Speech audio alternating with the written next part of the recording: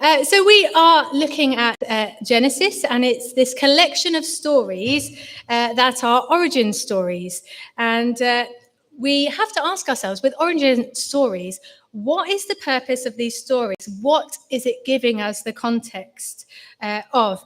And in popular culture, there will be origin stories that you well know, I'm sure. For example, those of you that like literature will know that in Great Expectations, Pip has an origin story. He is a poor orphan, and that explains his social ambition, his sense of guilt. In Superman, can anyone tell me the origin story for Superman? No? He's an alien, isn't he? Yeah, he's an alien. You're looking at me like completely blankly. Do we know Superman? Okay, Superman. He's sent to Earth from Krypton. Yes, and he arrives, do you remember, as a baby and lives in Kansas.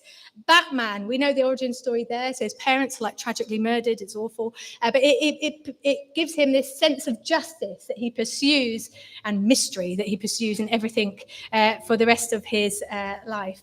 Bilbo Baggins, the origin story there is found in The Hobbit, isn't it? Elsa, Frozen fans here. Elsa is misunderstood and kind of kept separate, and that kind of fuels her powers, to use her powers in a certain way. Star Wars fans, we've got Darth Vader and Anakin Skywalker. We have an origin story there. And there are origin stories for human culture, human life, in nearly every culture in the world. And interestingly, flood stories appear in 217 cultures, in ancient cultures from around the world. So almost regardless of where you are in the world, in ancient times, there was a story very similar to the one that we have just read. 95% of those feature a global flood that covers the whole earth. 73% of them feature animals and a boat. And 35% of them, interestingly, also include that aspect of the birds being sent out as kind of watchmen at the end. So it's, the most well-known of these alternative stories is the Epic of Gilgamesh. You might have heard that. You can read it. It's very interesting. But the story, this idea of an origin story that explains who we are and why we are the way that we are, is almost universal in human consciousness. But the detail, the meaning, the point, the specific context of each of those stories is quite different. So although the story seems universal, the context is really, really important.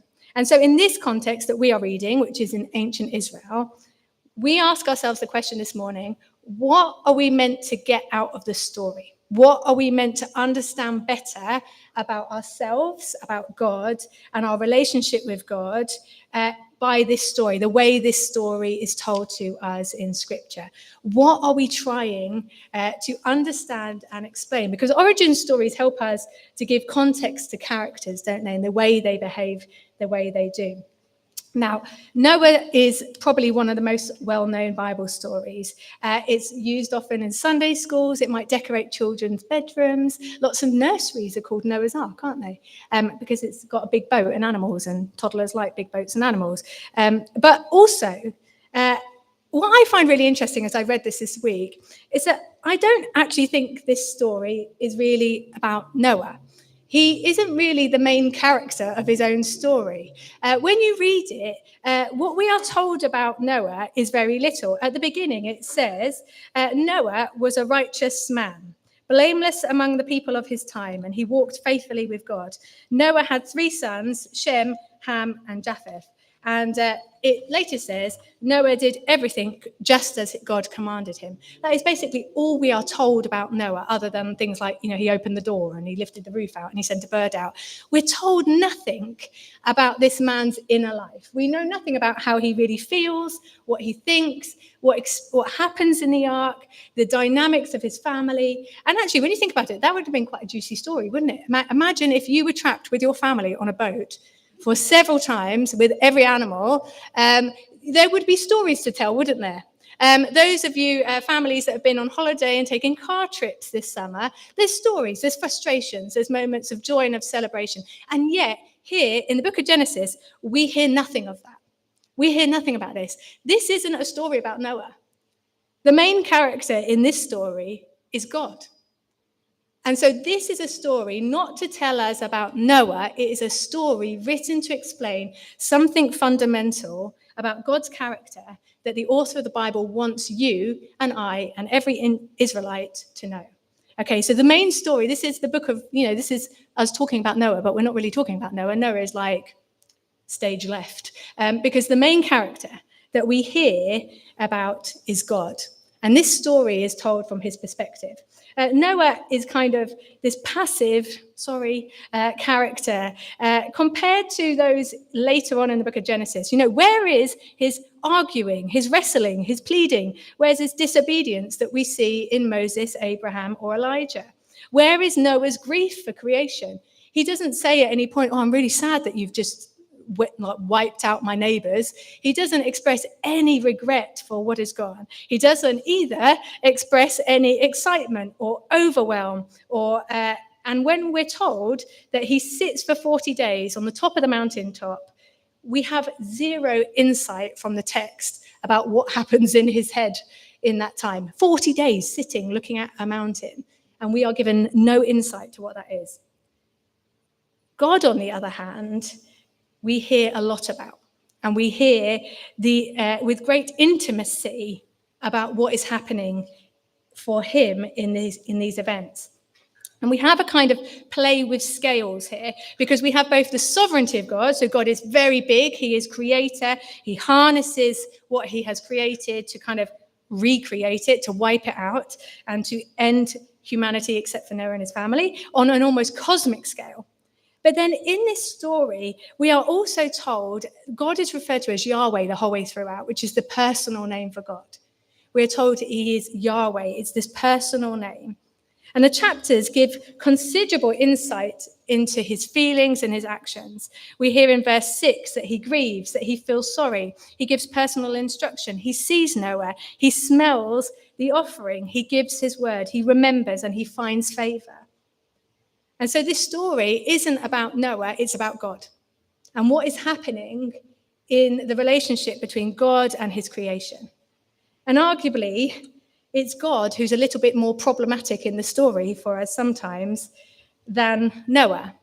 Noah just obeys. God seems to wrestle with this covenant, wrestle with his creation, and wrestle with what does it mean to love when what you have loved doesn't choose you back. And at times, you could say that he acts a bit like a child, frustrated with the thing that he's going to make. Fred does this a little bit, and I probably shouldn't mention. We have a rule in our family that if I mention somebody, I have to give them money. So now I'm going to have to give Fred money. Where a toddler, a generic toddler, such as the one that lives in my house, will be making something and get so frustrated with it and is so close to like doing what they want to do, but then get so frustrated with it, they'll sort of like throw it across the room. Sometimes as adults, we do that as well, don't we? We get really frustrated with what we're doing. And when we read this, it would be easy to think that God is behaving like this, that he's frustrated with what he has made to such an extent that he would destroy it. And so the main event, the crisis in this story, is not the rising waters, but is the grief that God feels. And in verse 6, it says this. I'm skipping ahead on my slides here. Oh, no, I'm not. I'm in order. The Lord saw that how great the wickedness of humanity had become on the earth, and that every inclination of the thoughts of human heart was only evil all the time. And the Lord regretted that he had made human beings on the earth, and his heart was deeply troubled. His heart was deeply troubled. That sense of grief, that pain, and that word that's used for troubled is the same word that is used to describe both the pain of childbirth and the pain of labor in the field for work. Because grief is love that has no place to go. And so at this point, God's love for his creation, having been rejected, has no place to go. And Israel's story is this, essentially, that it faces a basic incongruity. I cannot say that word. I even practiced it. That's very embarrassing. Of human life. On one hand, God has called the world into being, to be God's faithful covenant partner. But then on the other hand, it has not worked out that way. That we are created to be a faithful covenant partner, but it doesn't always work out this way. And so Noah is an origin story of a difficult relationship where God grieves and loves us so constantly that he would want to restore us and redeem us to our full potential. That creation has refused to be what it was intended. And in this story, we see just how passionate God is, how determined God is for it to reach its potential, both in sending the flood to remove the wickedness, but also in then committing a covenant and entering into this everlasting covenant that sets the tone for the rest of the Bible. I quite like to find tact and redeem it in my eyes. Famously, I once went out doing, it's called the Big Collection. We don't really do it. The Salvation Army sometimes used to, you might remember this, used to go door to door collecting. Do you remember, and asking for kind of donations in the community? Once, when I was at Feltham, I went to quite a nice area of Staines. I didn't actually tell Staines Corps that we went to Staines, but they had the money, whereas nobody in Feltham had money. So we went to Staines instead. And I knocked on a door, and this lovely lady gave me a donation. But I noticed next to her front door was a chest of drawers. So I also came away with that. I painted it, and it remains in our living room. And those of you that, like me, might like to kind of upcycle something. There is a point of frustration, isn't there, where it definitely gets worse before it gets better. Do you know what I mean? And you think, is this actually going to turn out the way that I think it could? Am I just, and I always have a moment, there'll be like an evening where it looks dreadful and it feels like hard work and it's turned out more expensive than you thought it might be. And you kind of just Google how much would it be to buy a new blue bookcase rather than making one yourself. And it's that tension, isn't there, between the cost and the pain of redeeming something and seeing its potential and throwing it out and starting again. We know that struggle, don't we? And in this passage, we see God wrestle with that idea between a creation that has fallen, that has the potential, but has fallen from what it could be. And do we wipe it out and start again? And there's almost a pause as you read this story where like God has sent the waters and the chaos of the water is swirling over the ocean. And it really takes us back to that Genesis passage where God is created and there's kind of chaos if you read the Genesis narrative at the beginning. And there's almost a pause where you think, is God going to leave it like that? And then we're told that God remembers Noah. And this man, Noah, he represents hope in what is a dismal landscape. That in this one man, who is not perfect as we go on to read, reminds God that covenant with an imperfect creation is better than nothing. And everything that follows, both in scripture and in our own story, finds its foundation in this one, which is that God intends to be in covenant with us, even when it grieves him, even when we let him down, even when he has to persevere, even when it costs him. And Karl Barth wrote this, that this covenant is the presupposition of the covenant of Sinai, so that's Moses, and Golgotha, Jesus. So when we read this story and we hear the grief of God over his creation, for me, it's remnant of that kind of grief of Calvary, isn't it? It's the grief of sending your son, the costliness of sending your son to redeem a creation. And so in that second half of this story, where God is saying, I will give you the earth and you can go and multiply and there's bees and there's things to look at and you'll really enjoy it, it's lovely. There's this thing on from the first creation narrative here, which is, and I will be in covenant with you. The covenant makes the difference. The covenant is the agreement by which God intends for us to live with him. And this story all too often becomes a warm and kind of fuzzy story. It's a powerful story, isn't it, about God's love for us. But one of the things I want to remind us is that this story is also a reminder that we too have the power to destroy creation. When we read this story at a very simple level, it can be a little bit problematic. God creates in Genesis 1. He really likes it, we're told. We're told it's good. And he gives it choice. We make bad choices. God doesn't like that. God drowns it. It's a problematic story when we look at it on a very surface level. The important thing to remember when we read this passage is to remember that creation has destroyed itself long before God sends a flood. That creation itself, humanity, through their violence, their destruction, their isolation, their desire to have power over one another rather than work together and live together in harmony, is what has destroyed creation, not the flood. And so this story is a reminder to us, yes, of God's promise, but also as a warning of our own capacity to destroy ourselves and each other. In our prayer earlier, we referenced the fracturedness of our community at the minute.